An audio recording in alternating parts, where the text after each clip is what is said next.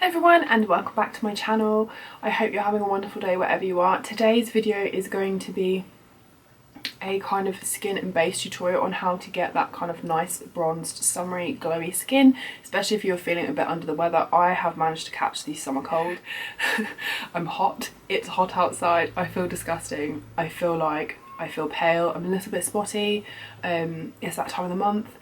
How do you make yourself look glowy and like some kind of, you know, good looking goddess when you're not feeling it? If you have a cold, if you're ill, if you are hungover, that kind of thing. So we're going to give you a nice glowy but long lasting base today and show you how I achieve that. So if you want to get this kind of skin glow look going on, then please keep on watching. Right, so the first thing that we're going to do when you are not feeling your best and you're feeling disgusting and you need to feel amazing. So we are talking about if you're hungover, if you've got a cold like me. I mean, there might be a glow from within happening because I have a sweat on.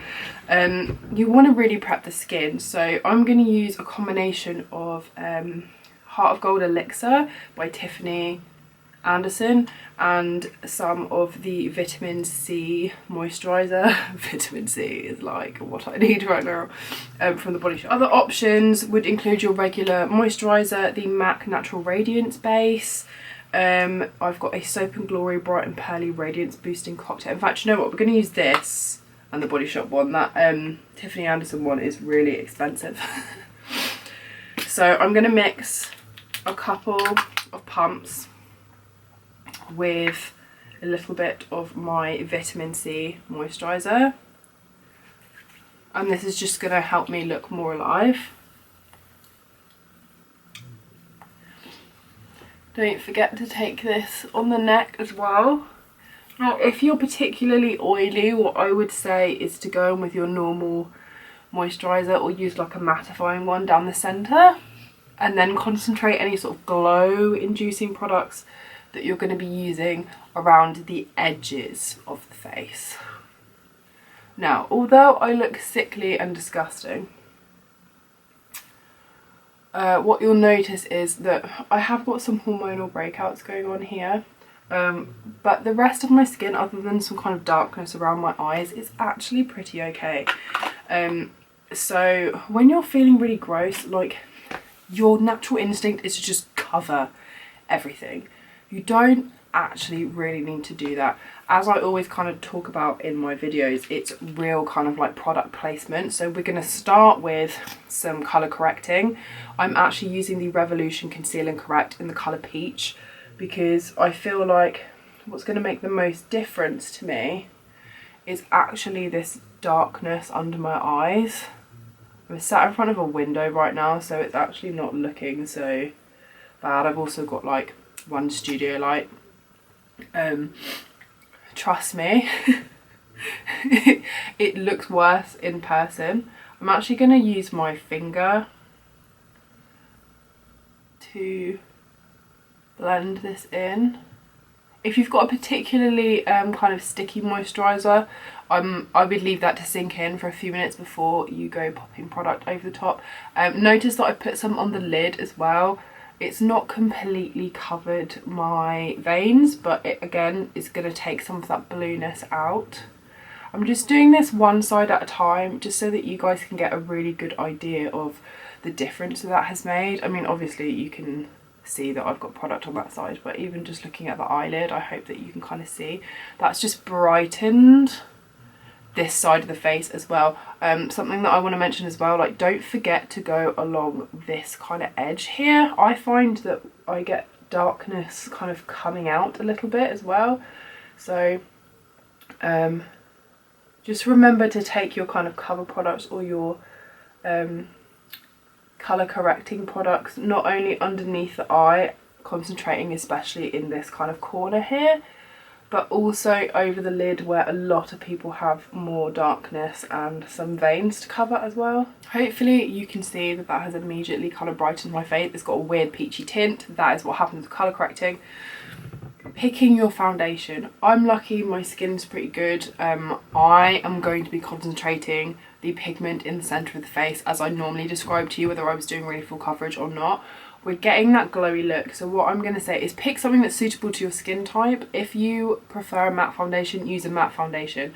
But what I would say is make sure you kind of like peter it out and blend it out so you have less product around the edges of the face, and use nice glowy products around the edges, so you're keeping where you would get naturally more oily in the centre, still nice and matte, but you're giving yourself that healthy glow as well. I am going to use a kind of natural satiny finish. It's very hot here, so I'm probably going to get glowy anyway. One of the foundations that I've really been loving lately is the Catrice HD Liquid Coverage. I'm going to use the colour Warm Beige, which is 40. It's a very liquidy formula. I'm going to go in with a beauty blender, and as I said, I'm just going to be concentrating this in the centre of the face.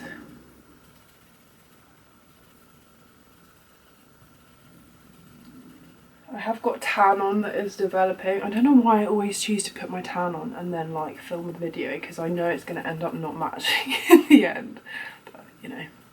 Technique is the same. Ignore the fact that my foundation doesn't match and just pay attention to what I'm actually telling you will help you. If you can hear Gary, I don't know why I have to say this every single time. You guys know that I have a bearded dragon. You know that he likes to make noise and disturb my videos. Once you've done your foundation, you can put this underneath as well, but I actually just like to put it over the top. I feel like that's what works best for me. I'm actually going to take the Hollywood Flawless Filter by Charlotte Tilbury. I'm going to pop this on the cheekbone areas. You can put this under makeup as well. It looks really pretty. I'm just going to pop a little bit on the nose as well. Again, I'm just going to take the sponge that had my foundation on. This stuff is really, really glowy, as you can see. I mean, I don't want to be like shining to the gods. I still want this to last.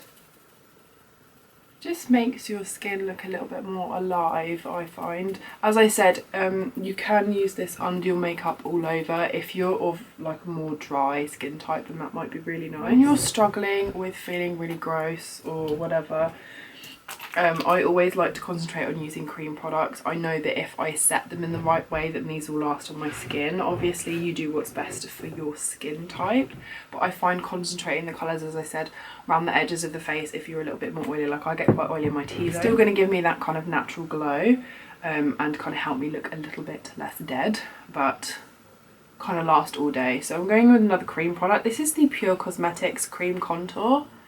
It's a little bit of a drier cream texture, which I find is really helpful, especially as it's warm weather. So I'm just taking one of my VELA.YUE kind of semi-stiff foundation brushes, and this is just a buffing brush. So if you have the Real Techniques buffing brush, then something like that would be perfect. And I'm just really buffing this into the hairline. Don't worry, bring it over sort of edges of brows, because you would normally catch some colour there anyway. And then really buffing this into the skin. I am going to do a little bit of concealer in a minute as well. I like to take whatever's left over and just kind of plonk a bit on the nose. Then I'm going to take a little bit of my Jeffree Star Cosmetics concealer. I'm going to go in with my beauty blender. I actually think I prefer the Real Techniques sponge, but as I showed you earlier, I'm kind of going over the eyelid area as well. Take whatever's left, centre of the nose, and I like to plonk a bit on the centre of the chin. So hopefully you can see we are kind of sculpted, we are glowy. My skin's not super matte. Powder placement is going to be a big one, so I'm going in with my Jeffree Star Cosmetics powder in the colour Topaz. I really want to pick up the translucent one, but it's always sold out on Beauty Bay. It's really annoying. I'm going in with a fluffy brush. I'm just kind of tapping off and pressing it into the brush, and I'm going over this kind of eyelid area and the centre of the face, but notice I'm pressing it into the skin. I'm not going anywhere over here where we put that glow. I'm just concentrating that powder where I know that I'm likely to get oily, so a little bit on this kind of forehead area as well. As we discussed earlier, I think cream products for blush and stuff is just the best way to go if you're looking for that healthy glow. I've got a few things to show you. I've got the Cloud Paints from Glossier. This is the colour Storm. I've got this really nice Onomatopoeia colour from Soap and Glory, which is beautiful. It's got a bit of a sheen to it. This, again, it does have a sheen to the skin, but it's a tiny bit of a drier cream. So if you are more of a oilier skin, that might be a really good one for you, and of course it's budget friendly. And then I actually really did enjoy using the Milk Makeup Glimmer Glow Oil Lip and Cheek product. I prefer this on the cheeks than I do on the lips. Another really nice option for you guys are the convertible colours from Stila. You can use these again. These are cheek and lip friendly. I have the colour Lilium. They do a couple more colours that are kind of like a brighter peachy colour, more sort of orangey tones. I like to take that on. This is my Nancy contouring brush. It's a, as you can see, it picks up quite a lot of colour. I always stamp a little bit back on the hand. You can see it's got a sheen to it, but no sort of sparkle as it were.